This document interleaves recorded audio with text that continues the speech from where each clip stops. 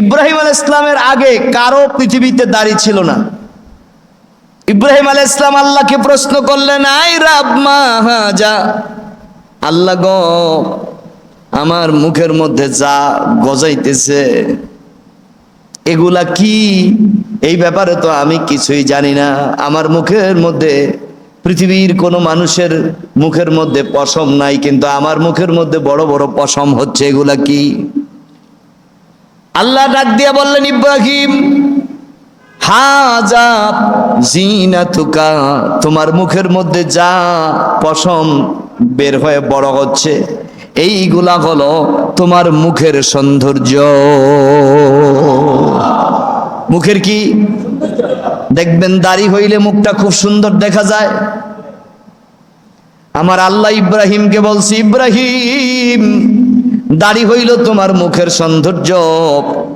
ইব্রাহিম আলাইহিস সালাতু ওয়াস সালাম বললেন, আল্লাহ দাড়ি যদি আমার মুখের সৌন্দর্য হয়, জিদনি, আমারে আরো দাড়ি বেশি কইরা বাড়ায়া দে, ঘন দাড়ি দেন, আরো বাড়ায়া দেন, যদি আমার মুখের কি হয়? সৌন্দর্য হয়। শুরু হয়ে গেল ইব্রাহিম আলাইহিস সালামের দাড়ি বড় হওয়া। আস্তে আস্তে ইব্রাহিম আলাইহিস সালামের যখন প্রাপ্তবয়স্ক হলেন, ইব্রাহিম আলাইহিস সালামের সন্তানদেরও দাড়ি হওয়া শুরু করলো। এখন যেহেতু আল্লাহ বলছে এটা তোমাদের মুখের সৌন্দর্য, এই জন্য আল্লাহ পাকের এই নির্দেশ বা এই সৌন্দর্যের কথা বিবেচনা করে ইব্রাহিম আলাইহিস সালাম তার পরবর্তী তার যত সন্তান সবাইকে নির্দেশ দিয়েছেন দাড়ি রাখতে হবে। কি রাখতে হবে? দাড়ি কাটা যাবে না। আমার ভাইয়েরা, ইব্রাহিম খলিলুল্লাহ কিছুদিন পরে দেখলেন কিছু কিছু দাড়ি সাদা হওয়া শুরু করছে, পাক ধরছে। এখন আবার ডরাইছি যে আল্লাহ, আমার এই যে সাদা সাদা এগুলো কি? এতদিন ছিল কি কালো, সাদা হইল কেন? না জানি কোন বিপদ ঘটছে। আবার ইব্রাহিম আল্লাহকে প্রশ্ন করলো, ইয়া রাব মা হাজা, আল্লাহ গো, আমার মুখে যে সাদা সাদা দাড়ি দেখা যায়, সাদা সাদা লোম দেখা যায়, এগুলা কি? আল্লাহ পাক ডাক দিয়া বলল, ইব্রাহিম হাজা ওয়াকারুকা, এটা হচ্ছে তোমার সম্মান। যার দাড়ি পেকে যায় আমি আল্লাহর কাছে তার সম্মান বেড়ে যায়। হাদিস শরীফে আছে, দাড়ি পাকা মানুষের দোয়া আল্লাহ ফিরিয়ে দিতে লজ্জা বোধ করে। আল্লাহু আকবার বলেন। আর আমার রাসূল বলেছেন, কাসসুশ শারিবি ওয়া হাফুল্লাহ, মুছ কাটো, খাটো করো, আর দাড়ি কি করো, এটা রাসূলের সুন্নত। আর আজকে মুসলমান হইয়া কেমনে নির্দেশ দেয় যে দাড়ি কাটিয়া চাকরিতে আসতে হবে, আর নচেত তোমার চাকরি হবে না। মুসলমান দেশে তো এই নির্দেশ হইতে আমার ভাইয়েরা কলিজা ছিঁড়ে যায়, মুসলমানদের কলিজা আঘাত লাগার কথা এই সকল নির্দেশ।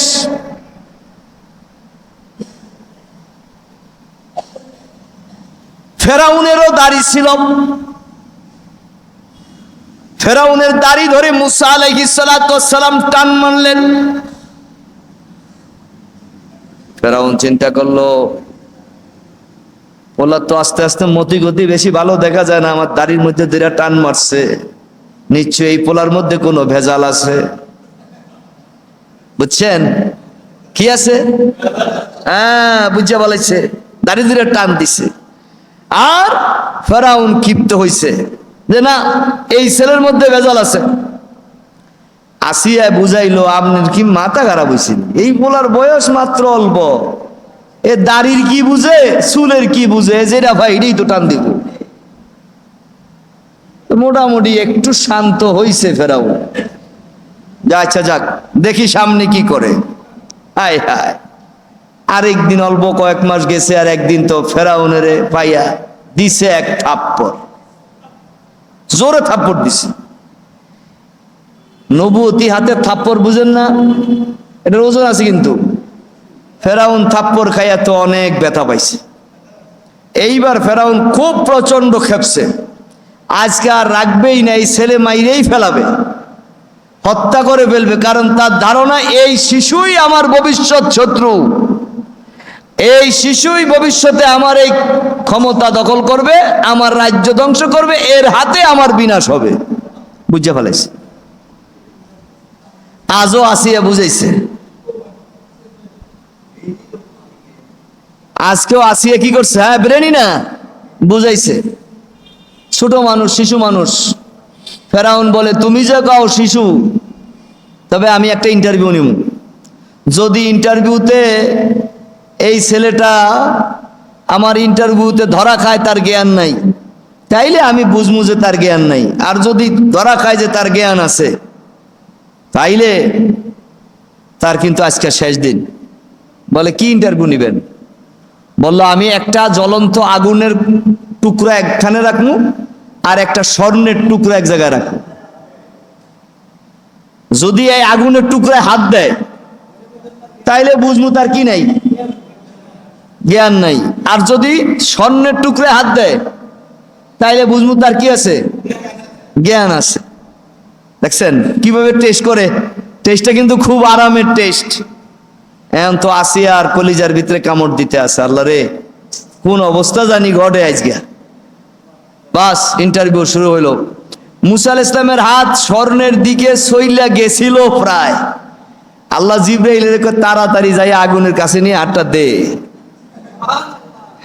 জিবরাইল ইসলাম দইরা আগুনের কাছে হাত দিছে, আগুন লইয়া মুসা আলাইহিস সালাম মুখের মধ্যে দিয়ে ফেলছে। ফেরাউন কো বুঝছে এটার জ্ঞান টেয়ার নাই, এলে কি আর আগুন লইয়া মুহ দিত নি।